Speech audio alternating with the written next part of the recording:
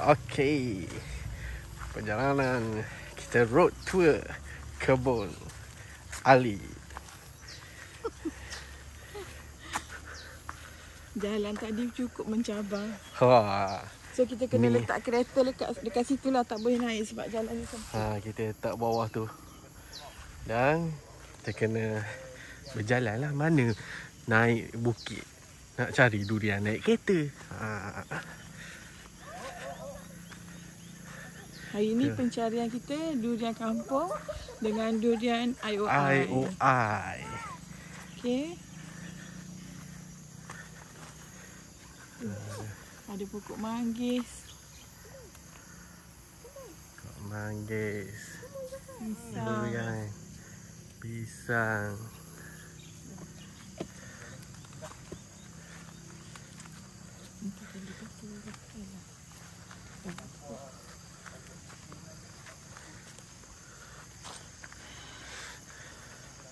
Oh.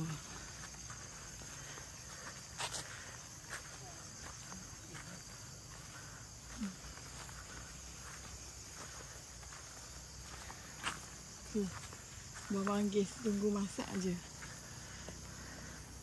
Manggis menunggu tibanya masak untuk dijual. Tu ada durian tu. Tu. Tu. Tapi jangan pakai dulu speaker tu dia. Speaker dia ada cakap. Itu ada.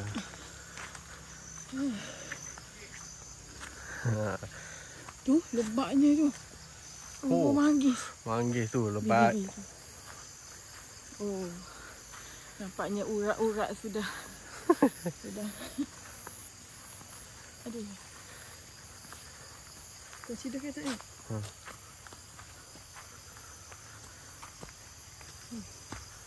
Ni kalau kita ambil buah durian ni waktu balik ni. Sebab tu lah durian mahal. Ni belum bukit yang tinggi. Pokok tu buah tu atas tu. Ya Allah, buah manggis pun melebat gila kok.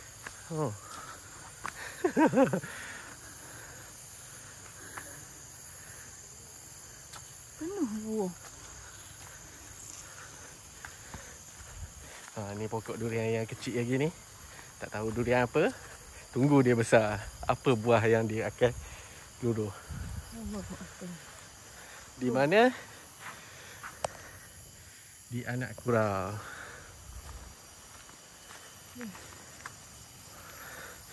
Pondok yang dia orang bina. Pokok durian lagi.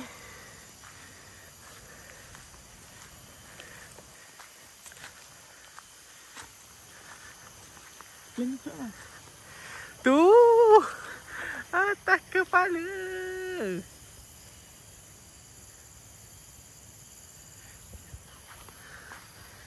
Cepat sikit je ni.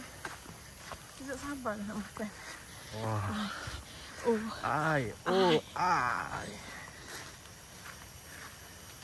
Ni pokok serai ni. Serai pun ada di tanam. Allah Akbar. Dah 3 minit dah. 3 minit dah berjalan dari bawah. Dah bau-bau buah durian dah. Manggis banyak guys. Manggis tunggu ni, musim dia. Bukan, tunggu masuk lah. Bulan 8 macam tu. Tadi aku nampak durian. Mana durian tadi? Tak apa. Kita dah sambung. Bunyi sungai. Bunyi anak sungai tu. Anak ke sungai?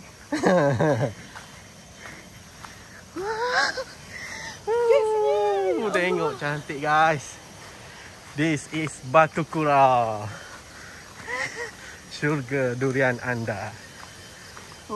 So daripada tempat kita parking tadi, nak sampai ke tempat pengumpulan yang dalam ni lah, kebun ni, ambil masa dalam berapa tu? 4 dekat minit. 5 minit lah. 4 minit 30 saat. Allah cantik ya Allah. Allah Akbar. Bestnya, tu tengok tu air tu. Nanti kita akan berjumpa dengan pemilik kebun ini. Yeah, Abang Zabri.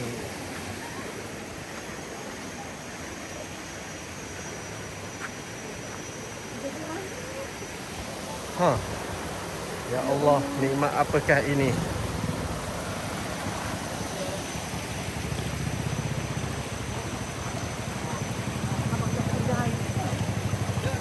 Ha.